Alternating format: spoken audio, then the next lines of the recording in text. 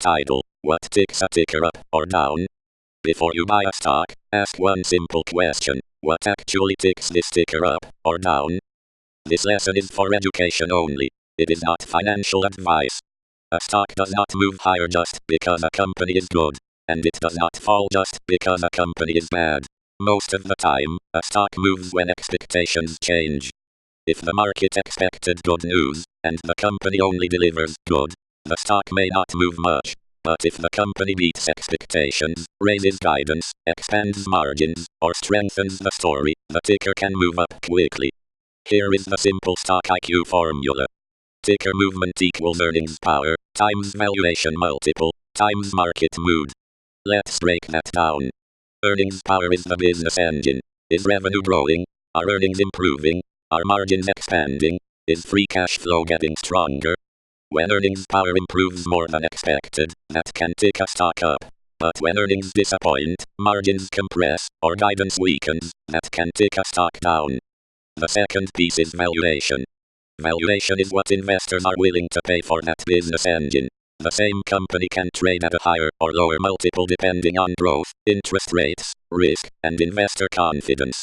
If earnings rise, and the market is willing to pay a higher multiple, the stock can move sharply higher. But if earnings rise, and the multiple falls, the stock can stall, or even drop. That is why good earnings do not always mean a green stock. The third force is market mood. Sometimes the whole market is risk on. Investors are willing to chase growth, AI, software, semiconductors, and anything with strong momentum.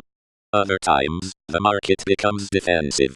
Rates rise, fear increases, or money rotates out of a sector. When that happens, even strong companies can get pulled down. So what ticks a ticker up? Earnings beats, raised guidance, margin expansion, a stronger narrative, sector tailwinds, analyst upgrades, new product cycles, and buyers willing to pay a higher multiple. Now, what ticks a ticker down? Missed earnings, lower guidance, slowing growth, margin pressure, a broken story, bad news, macro pressure, sector rotation, or a valuation that became too expensive.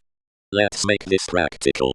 Nvidia moved higher because earnings exploded, AI demand strengthened, margins expanded, and the market kept believing in the AI story. That is earnings power, plus narrative, plus market mood, all working together. Microsoft is different.